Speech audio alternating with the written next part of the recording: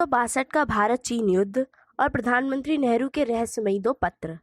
साल 1962 का भारत चीन युद्ध वास्तव में एक ऐसा रण था जिसका ना ही कोई पूर्वानुमान था और न ही भारत उस वक्त युद्ध करने की स्थिति में था। आजादी के चंद सालों बाद ही जब देश आर्थिक रूप से मजबूत होने का प्रयास कर ही रहा था, तब ऐसे समय में यह युद्ध भारत के विकास में निश्चित ही पूर्ण विराम साबित हो सकता था। इस युद्ध में चीन भारत से सिर्फ सैनिकों के मामले में ही नहीं बल्कि अत्याधुनिक हथियारों के मामले में भी ज्यादा मजबूत था। उनके पास हमसे ज्यादा विमान के साथ साथ कुशल अनुभव और एक अच्छा नेतृत्व भी था। इसके साथ ही कोरिया से युद्ध करने के बाद चीन को युद्ध नीति और रणनीति का अच्छा ज्ञान था। सबसे महत्वपूर्ण बात ये कि वो युद्ध के लिए उस वक्त पूरी तरीके से तैयार थे। हालात तब बिगड़े जब भारत के हाथ से सेलोंग और लापस का क्षेत्र निकलकर चीनी सेना का अड्डा बन गया। उन क्षेत्रों में भारत के सिर्फ 10 से 12 हजार सैनिक चीन के 18 से 20 हजार सैनिकों का मुकाबला कर रहे थे। हथियारों के नाम पर उनके पास प्रथम विश्व युद्ध के जमाने की ली एनफील्ड राइफल ही मौजूद थी। ऐसा नहीं है कि उस वक्त उनके पास ऑटोमेटिक राइफल नहीं थी। दरअसल अमेरिका से भेजी गई इन ऑटोमेटेड राइफल की खेप भारत पहुंच तो गई थी, लेकिन स्थिति तो यह थी कि अभी तक उन्हें पैकिंग ग्रेड से बाहर तक नहीं निकाला जा पाया था और साथ ही अचानक युद्ध की स्थिति बनने के कारण अभी उन राइफलों को चलाने का प्रशिक्षण भारतीय सैनिकों को प्राप्त। सेलोंग और लापस के बाद चीनी सैनिक भारत के वोमडेला इलाके तक पहुंच गए थे और ऐसा करते हुए उन्होंने भारत के 32,000 वर्ग मील के क्षेत्र को अपने नियंत्रण में ले लिया था। हालात इतने नाजुक हो गए थे कि डेनिस मैक्सवेल अपनी किताब इंडिया चाइना वॉर में लिखते हैं कि उस वक्त के हालात पर तत्कालिक भारतीय सेना कमांडर बीजी कॉल ने नेहरू से आग्रह किया था कि स्थिति को नियंत्रित करने के लिए बाहर से प्रशिक्षित सैनिकों की खेप बुलाई जाए ताकि चीन पर जवाबी कार्रवाई की जा सके। इस विषय पर तत्कालिक भारतीय राजदूत गॉलब्रेथ ने अपनी आत्मकथा a life in our time में लिखा कि भारत उस समय ऐसे संकट से जूझ रहा था जिसकी उसने कल्पना भी नहीं की थी। उस वक्त सभी राष्ट्रीय अंतर्राष्ट्रीय उड़ानों को रद्द कर उनका इस्तेमाल सैनिक विमान के रूप में किया जा रहा था। भारत के पूर्वी प्रांत असम, मणिपुर, त्रिपुरा और पश्चिम बंगाल पर भी काले बादल छा रहे थे।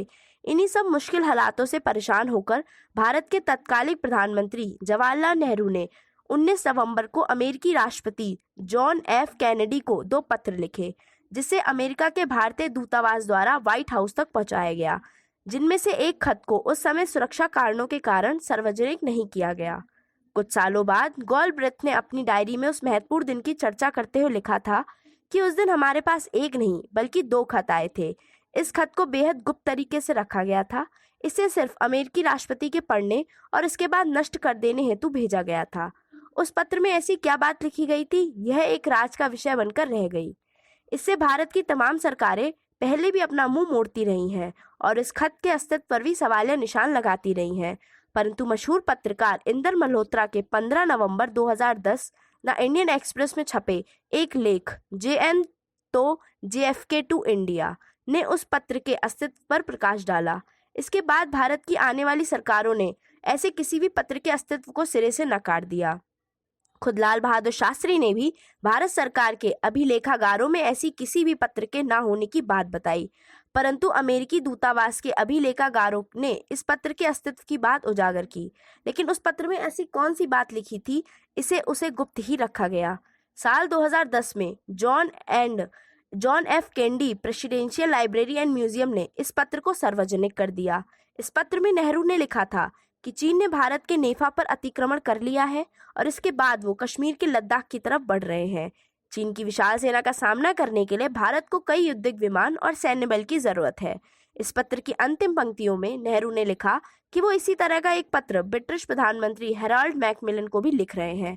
अभी ये पत्र व्हाइट हाउस पहुंचने ही वाला था कि तभी गॉलब्रेथ ने एक गुप्त टेलीग्राम अमेरिकी राष्ट्रपति, विदेश मंत्री और रक्षा मंत्री को भी भेजा। इस पत्र में लिखा गया था कि नेहरू एक और गुप्त पत्र भेजने वाले हैं। इस पत्र का पता उनके मंत्री और करीबियों तक को नहीं है। अमेरिका में भारतीय राजदूत ने 19 नवंबर को खुद अपने हाथों से वो पत्र कैनेडी तक पहुंचाया था। इस पत्र में लिखा था कि आपको पत्र भेजने के चंद घंटों बाद ही नेफा में हालत और बिगड़ सकते हैं और ब्रह्मपुत्र घाटी में संकट के बादल भी छा सकते हैं। अगर वक्त पर जवाबी कार्रवाई नहीं हुई तो भारत के कई मुख्य राज्य असम, मेघालय, त्रिपुरा और नागालैंड पर चीन का कब्जा हो जाएगा। इस पत्र में नेहरू स्पष्ट मांग करते हुए दिखे कि भारत को तत्काल प्रभाव से कम युद्ध विमानों के 12 स्क्वाड्रन चाहिए। अब क्योंकि इस समय इन विमानों को चलाने के लिए भारतीय पायलटों के पास प्रशिक्षण नहीं है, इसलिए अभी इन विमानों को अमेरिकी सैनिकों को ही चलाना होगा। अमेरिकी पायलटों का इस्तेमाल भारतीय शहरों को सुरक्षित रखने के प्रयोग में लाया जाएगा, मगर तिब्बत में चीन का सामना भारतीय वायुसेना स्वयं करेगी। इसके लिए हमें B-47 व मशकों की 2 स्क्वाड्रन की जरूरत होगी। साथ ही नेहरू ने अमेरिकी सरकार को आश्वस्त भी किया कि इन युद्धक विमानों का प्रयोग सिर्फ चीन के खिलाफ किया जाएगा, पाकिस्तान की ओर इसका प्रयोग भी नहीं होगा। दूसरे पत्र में नेहरू ने कैनेडी से 350 युद्धक विमानों की मांग की थी और इसे चलाने के लिए 10,000 सपोर्टिंग स्टाफ की भी मांग की गई थी। मशहूर लेखक डेनिस कुक अपनी किताब India and United state standard democracy में लिखते हैं कि अमेरिका में भारतीय राजदूत B.K. नेहरू इस पत्र से इतने स्तब्ध रह गए थे कि उन्होंने इस पत्र को किसी और को ना दिखाने की बात कही थी और इसे सबसे छुपाकर अपने ड्रॉर में रख दिया था। बहुत सालों बाद उन्होंने एक इतिहासकार से इस पत्र का जिक्र किया और कहा कि निश्चित तौर पर ये दोनों पत्र नेहरू ने बहुत से लोगों के दबाव में आकर लिखा होगा।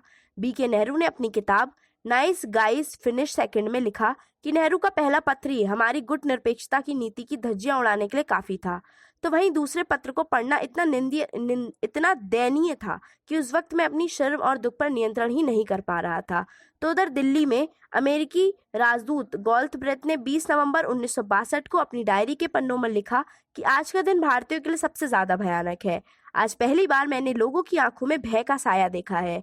इस पर मैंने व्हाइट हाउस को खत लिखकर वहां की तुरंत हथियारों की खेप और 12 C-130 विमानों को दिल्ली भेजा जाए, साथ ही 7वें बेड़े को फौरन बंगाल की खाड़ी में तैनात किया जाए। वैसे तो भारत ने अमेरिकी नौसेना की कोई मदद नहीं मांगी थी, पर फिर भी गॉल्टब्रेथ ने सोचा कि बंगाल की खाड़ी में 7वें बेड़े की उपस्थिति से चीन को सीधा संदेश मिलेगा कि इस संकट की स्थिति में अमेरिका भारत के साथ कंधे से कंधा मिलाकर खड़ा है। अमेरिका ने गॉल्टब्रेथ की सलाह को तुरंत मानते हुए 7वें बेड़े का एक जत्था बंगाल की खाड़ी में रवाना कर दिया।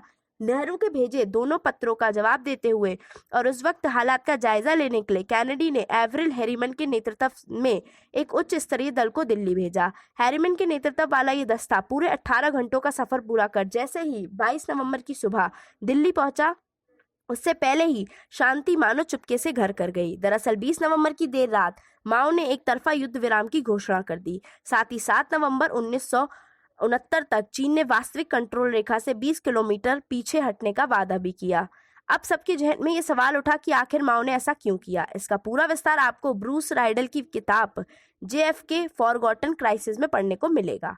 अब सवाल ये उठता है कि अगर इस संकट की घड़ी में अमेरिका भारत की सहायता करने आगे नहीं आता तो स्थितियां क्या होती। साथ ही ये बात भी सामने आई कि इस युद्ध में अमेरिका ने भारत का साथ सिर्फ नैतिक स्तर पर नहीं बल्कि युद्ध भूमि पर भी बखूबी निभाया।